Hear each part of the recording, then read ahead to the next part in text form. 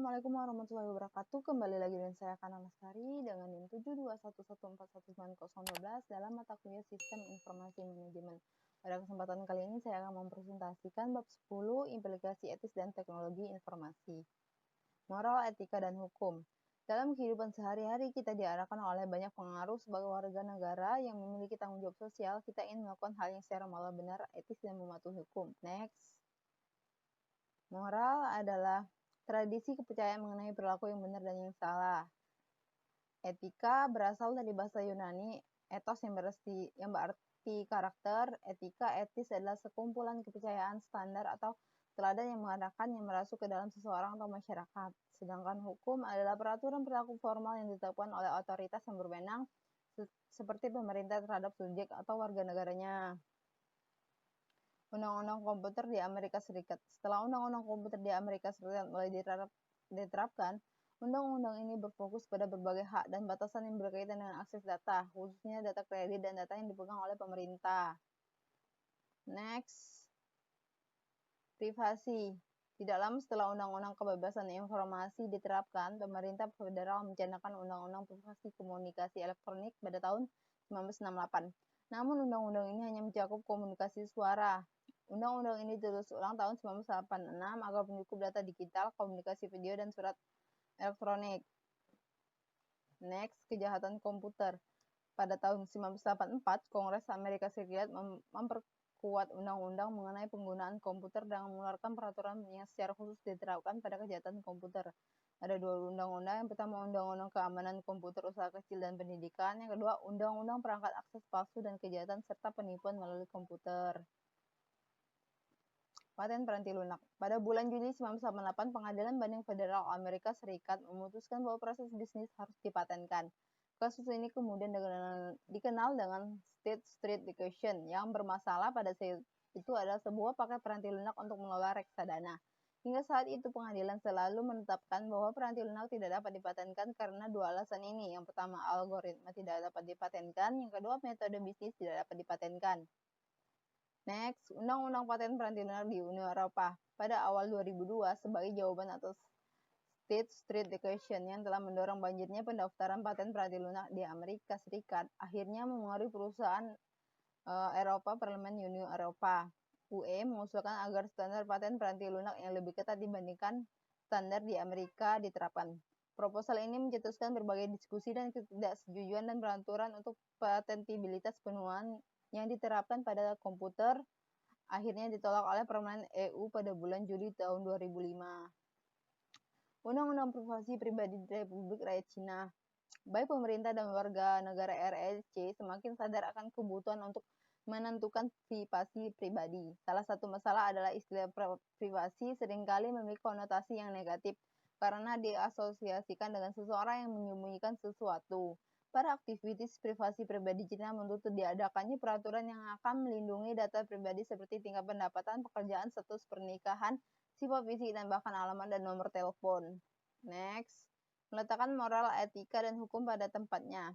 Penggunaan komputer di bisnis diarahkan oleh nilai moral dan nilai etis manajer, spesialis informasi dan pengguna, serta hukum yang berlaku.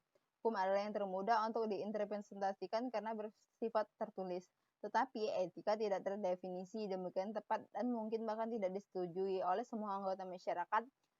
Wilayah etika komputer yang kompleks inilah yang saat ini sangat banyak diperhatikan. Next, kebutuhan akan budaya etika. Opini yang dipegang secara luas di dunia bisnis adalah bahwa bisnis merefleksikan kepribadian dan kepemimpinannya.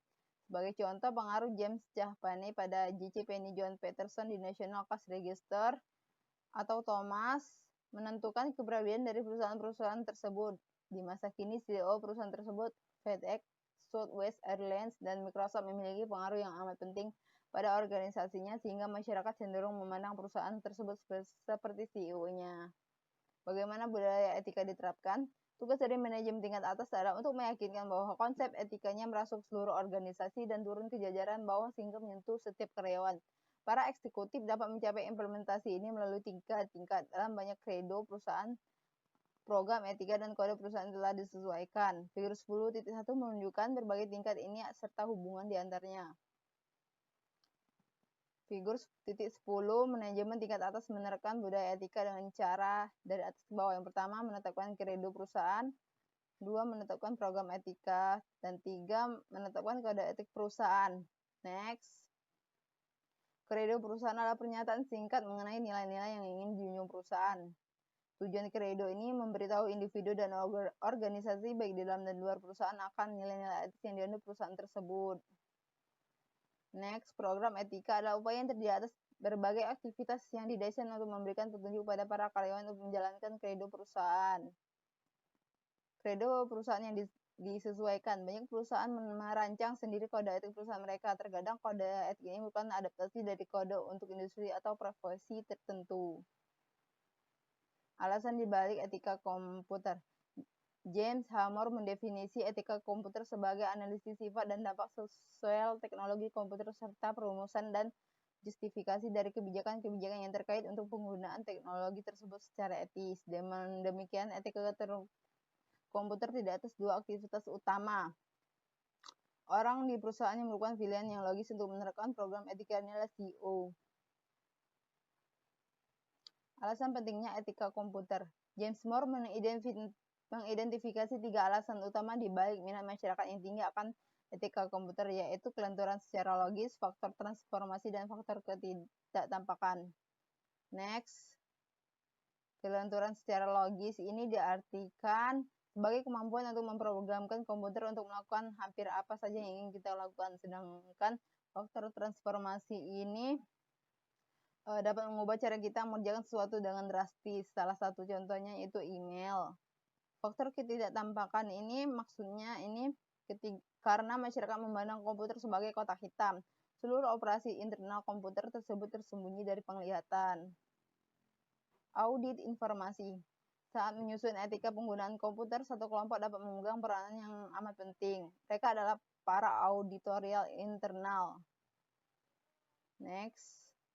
Jenis aktivitas audit. Terdapat 4 jenis dasar aktivitas audit internal. Yang pertama audit finansial, kedua audit operasional, 3 audit berkelanjutan. Next, kode etik. Association for Computing Machine (ACM) yang didirikan pada tahun 1947 adalah sebuah organisasi komputer profesional tertua di dunia. ACM telah menyusun kode etik dan perilaku profesional yang diharapkan diikuti oleh 80.000 anggotanya.